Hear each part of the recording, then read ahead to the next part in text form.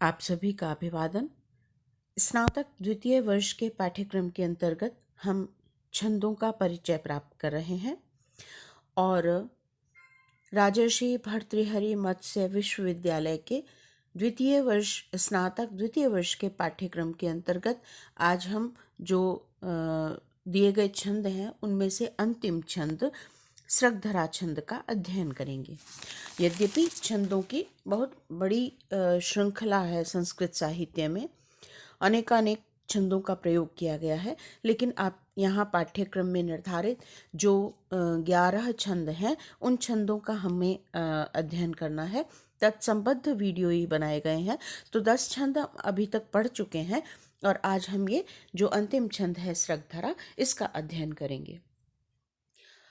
यद्यपि इससे अधिक जो वर्ण वाले छंद हैं या बड़े छंद हैं वे भी संस्कृत साहित्य में हैं, लेकिन आप ये कह सकते हैं कि 8 वर्ण से लेकर 21 वर्ण तक के जो छंद हैं वे ही लौकिक संस्कृत साहित्य में सर्वाधिक प्रसिद्ध रहे हैं, या कहें कि इन्हीं वर्णों वाले छंदों का कवियों के द्वारा अधिकाधिक प्रयोग किया गया। इसके अतिरिक्त जो लंबे छंद हैं उनका प्रयोग लौकिक संस्कृत साहित्य में प्रायः नहीं देखने को मिलता है। सामान्यतः जो सबसे बड़ा छंद है वह सृगधरा अर्थात 21 वर्ण वाला ही छंद होता है। तो यहाँ बात आ ही गई, छंद सबसे बड़ा यानी 21 वर्ण का। सृगधरा छंद के प्रत्येक चरण में 21-21 वर्ण होते हैं। हमने प्रत्येक चरण कहा तो इसका तात्पर्य हुआ कि यह समवृत्त है, अर्थात इसके चारों ही चरणों में समान वर्ण होते हैं। अब हम इसके लक्षण पर आएंगे, लेकिन लक्षण से पहले आप इसके नाम का अर्थ भी समझ लीजिए। यद्यपि इस नाम से जो छंद का लक्षण आदि है उस पर कुछ विशेष प्रभाव नहीं होता है, लेकिन हम उस छंद की प्रकृति को समझने में और उस छंद का या उस विशेष वस्तु का क्या नाम रखा गया है, उसका क्या संबंध हो सकता है, क्या तात्पर्य हो सकता है, क्योंकि आप ये मानकर चलिए कि संस्कृत साहित्य में कोई भी वर्ण, कोई भी वस्तु, कोई भी कुछ भी रचना ऐसी नहीं है जिसका कोई तात्पर्य ना हो। इसीलिए हमने जब मंदाक्रांता छंद का अर्थ बताया तो उस तरह के भावों को बताया आपको कि इसमें जो कवि है वह किस प्रकार के भावों को रखना उनके लिए अभिप्रेत होता है या वो रखते आए हैं, उसी आधार पर वो नामकरण हुआ। जाने दीजिए उसे। सृगधरा का तात्पर्य होता है, सृग का मतलब माला और सृग को धारण करने वाली जो है वह सृगधरा है। अब सृगधरा माला को धारण करने वाली, किसी युवती के लिए अगर सृगधरा पद का प्रयोग किया जा रहा है तो आप सोचिए जो उसके वर्णन का समय है, वर्णन का विषय है, उस वर्णन में प्रत्येक जो वस्तु है या जो प्रत्येक तथ्य है उसे रेखांकित करते हुए उसका विस्तार से वर्णन का भाव है। जब उसकी माला का भी वर्णन किया जा रहा है, माला के मोतियों का भी वर्णन किया जा रहा है, अर्थात वो विस्तार का भाव वहां अभिप्रेत है। तो सृगधरा छंद भी हम विस्तार के भाव से ही ले सकते हैं, क्योंकि 21 वर्णों का छंद है, इसलिए प्रायः जो दीर्घकाय वर्णन हुए उनके लिए कवियों ने इस छंद का प्रयोग किया। और ये जो दीर्घकाय वर्णन थे ये प्रायः प्रकृति के वर्णन हुए या किसी व्यक्ति विशेष की या वस्तु विशेष की या कोई पशु आदि हैं, तो उनके जो क्रियाकलाप हैं, उनकी जो प्रवृत्ति है, उस समय की अवस्था है, उन वस्तुओं के वर्णन में जिनमें संपूर्ण भाव को एक पद्य में विस्तार से कहने की अपेक्षा थी, वहाँ पर लेखकों के द्वारा, कवियों के द्वारा सृगधरा छंद का प्रयोग किया गया। अब हम इसके लक्षण पर विचार करें। देखिए, लक्षण है म्रभ्नैर्यानां त्रयेण त्रिमुनियतियुता सृगधरा कीर्तितेयम्। म्रभ्नैर्यानां त्रयेण त्रिमुनियतियुता, तो म्रभ्नैर्यानां त्रयेण यह गण संयोजना को बताने वाला अंश है। त्रिमुनि यतियुता यह यति को अभिव्यक्त करने वाला अंश है। और सृगधरा कीर्तिता इयम, इयम ऐसी संरचना संयोजना जहाँ हो वह सृगधरा कीर्तिता सृगधरा कही गई है, अर्थात उस छंद को हम सृगधरा कहते हैं। यह अभिव्यक्त किया। तो प्रथम अंश को यदि हम देखें वह है म्रभनैर यानाम त्रयेण। म्रभनई मकार यानी मगण, म्र उसमें रकार विद्यमान है, तो मगण रगण, म्रभनई भगण और नगण, तो मगण रगण भगण नगण। और फिर कहा यानाम त्रयेण, य का तात्पर्य यगण, और यानाम अर्थात यगणों का, त्रयेण त्रि हो अर्थात 3 बार यगण हो। तो जिस छंद के प्रत्येक चरण में क्रमशः मगण रगण भगण नगण तथा यगण यगण यगण, यानाम त्रयेण 3 बार यगण कहा, तो यगण यगण यगण के क्रम से कुल 21 वर्ण होते हैं, वहां सृगधरा छंद कहा गया है।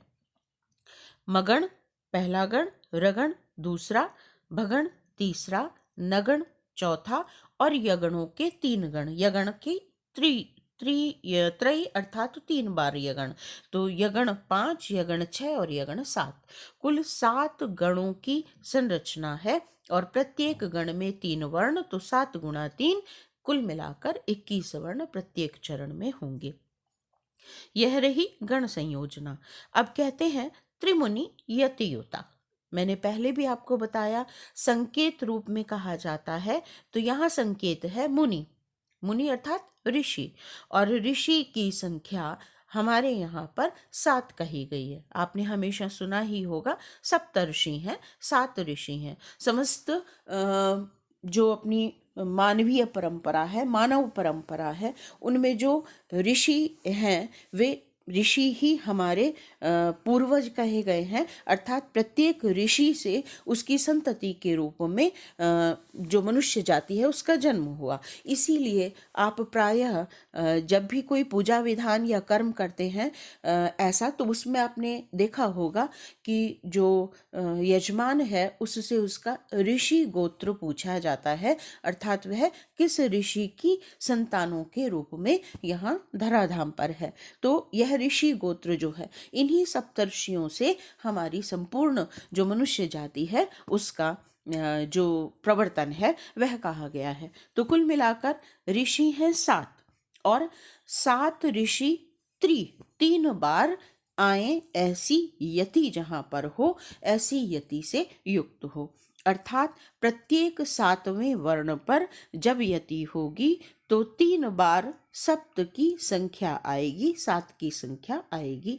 क्यों? क्योंकि 21 वर्ण है, पहले 7 वर्ण पर पहली यति, दूसरे 7वें वर्ण पर अर्थात 14वें वर्ण पर दूसरी यति, और तीसरे 7वें वर्ण अर्थात 21वें वर्ण पर पादांत यति। तो यह त्रिमुनि यतियुता का तात्पर्य हुआ। ऐसा जो छंद है वह सृगधरा कीर्तिता सृगधरा छंद कहा गया है। अब हम लक्षण को लक्षण पर घटित करते हैं।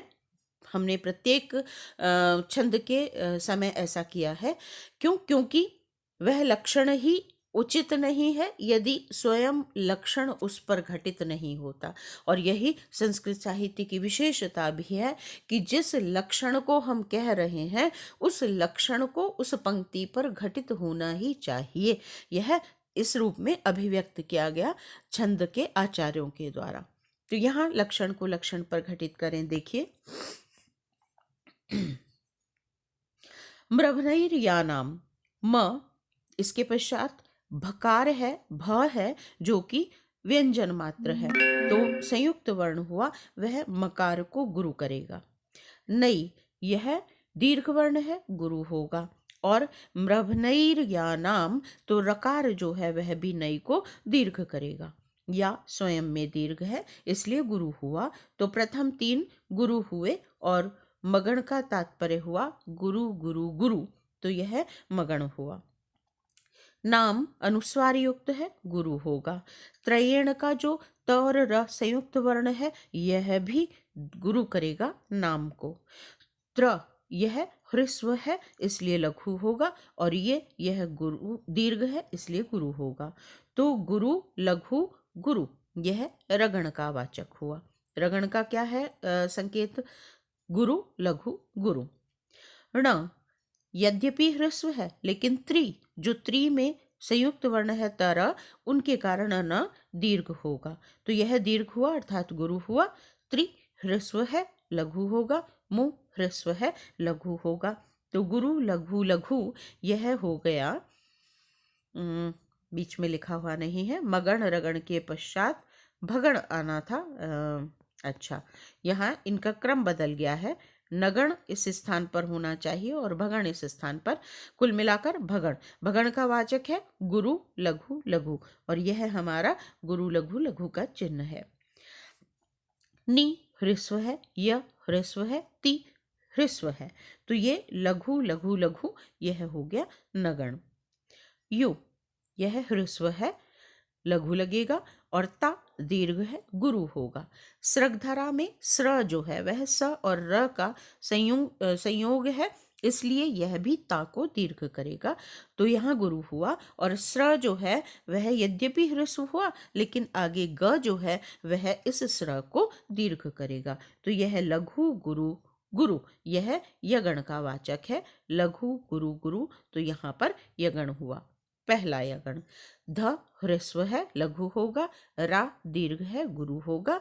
और कीर्तितेयम, की दीर्घ है, गुरु होगा। कीर्ति रकार भी इसे दीर्घ करेगा। तो लघु, गुरु, गुरु, यह दूसरा यगण हुआ। कीर्ति, ती जो है ह्रस्व है, लघु होगा। ते दीर्घ है, गुरु होगा। और यम अनुस्वार युक्त हुआ इसलिए गुरु हुआ। तो यह भी लघु, गुरु, गुरु, यगण हुआ।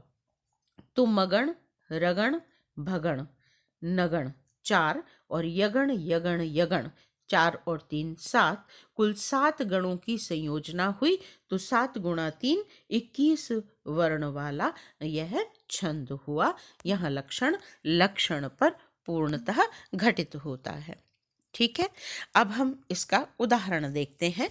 जैसा कि मैंने आपको कहा, प्रायः जो दीर्घकाय वर्णन थे, प्राकृतिक वर्णन थे, या पशु पक्षियों आदि के जो स्वाभाविक वर्णन थे, उनके लिए लेखकों ने, कवियों ने इस छंद का प्रयोग किया। अभिज्ञान शाकुंतलम का बहुत ही प्रसिद्ध श्लोक है यह, जहाँ दुष्यंत हिरण के पीछे भाग रहे हैं और उस भागते हुए हिरण का अत्यंत सुंदर स्वाभाविक, क्षमा कीजिए, अत्यंत सुंदर स्वाभाविक वर्णन उन्होंने प्रस्तुत किया है इस छंद में। देखिए क्या कहा है। ग्रीवा भंगाभिरामम मुहुर अनुपतति स्यंदने बद्ध दृष्टि पश्चार्धेन प्रविष्टः शरपतन भयाद भूयसा पूर्व कायम। हम इस श्लोक का विस्तार से अध्ययन कराए हैं जब हमने अभिज्ञान शाकुंतलम का अध्ययन किया था। एक सामान्य सा अर्थ यहाँ मैं आपको बता देती हूँ।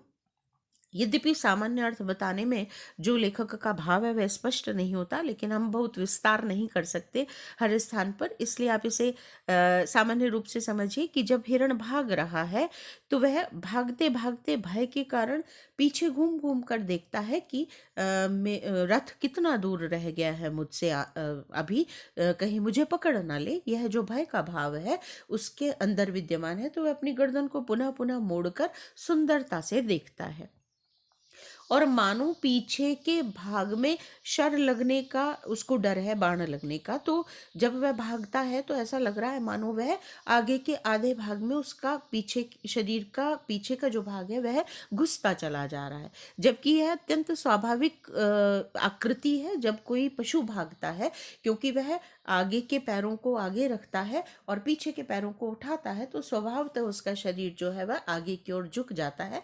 लेकिन यहाँ कवि ने उसके लिए इतनी सुंदर कल्पना की, मानो शरपतन भयाद भूयसा पूर्व कायम प्रविष्ट है, मानो वह बाण लगने के भय से शरीर के आगे के अगले भाग में घुस रहा है, प्रवेश कर रहा है।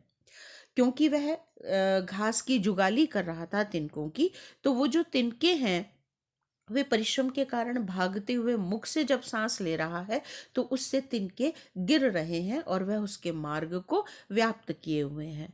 और ऐसा लग रहा है कि यह चौकड़ी भरता हुआ हिरण कैसा लग रहा है कि मानो धरती पर कम चल रहा है और आकाश में अधिक चल रहा है। तो यहाँ ये जो भागते हुए हिरण का वर्णन है वह कवि ने सृगधरा छंद में किया है, अर्थात 21 वर्णों वाले इस छंद में किया है। अब देखिए यहाँ हम लक्षण को घटित करते हैं। ग्रीवाभंगाभिरामम, ग्री दीर्घ वर्ण है, गुरु होगा। वा दीर्घ है, गुरु होगा। भ के आगे ग जो है वह संयुक्त व्यंजन है, इसलिए यहाँ पर दीर्घ करेगा भ को। तो गुरु गुरु गुरु यह मगण हुआ। गा दीर्घ है, गुरु होगा। भी ह्रस्व है, लघु होगा। रा दीर्घ है, गुरु होगा। तो गुरु लघु गुरु यह रगण का वाचक हुआ।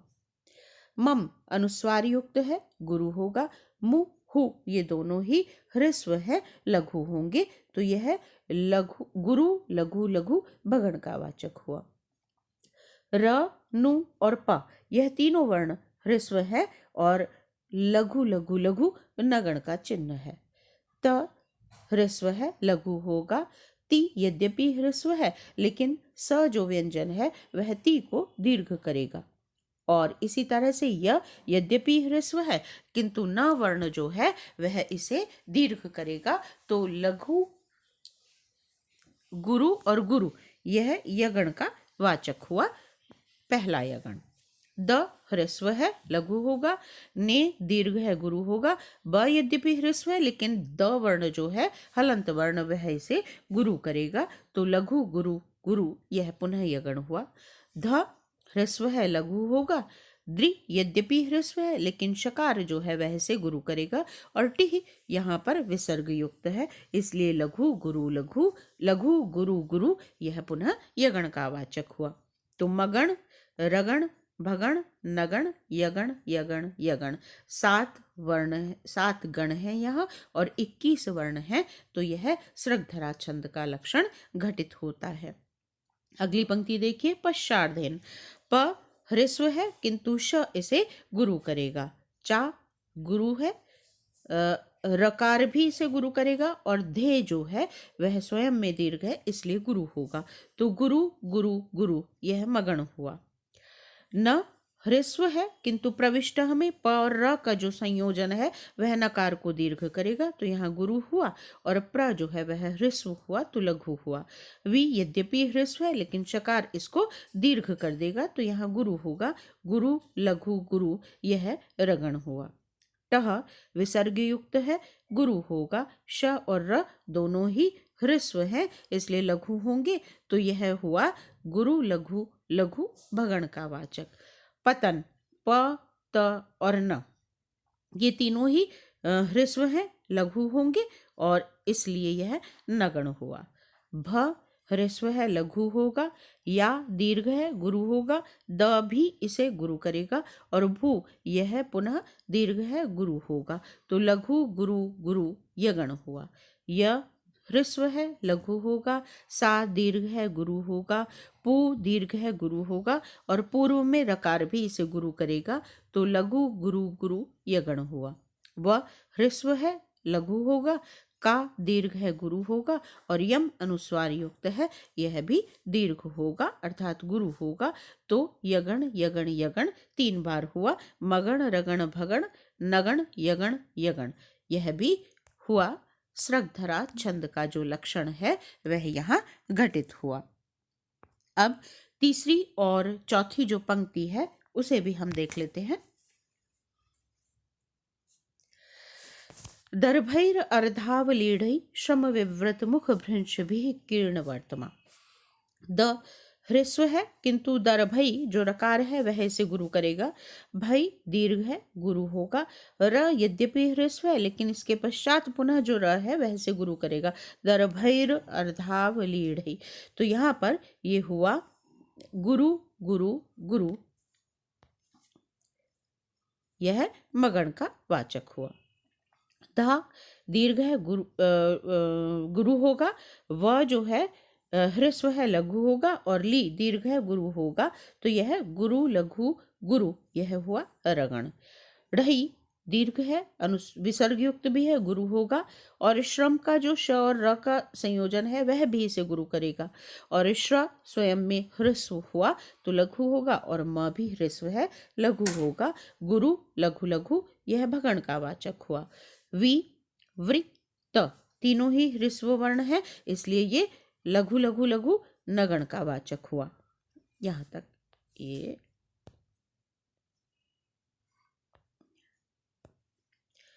लघु लघु और लघु, यह हुआ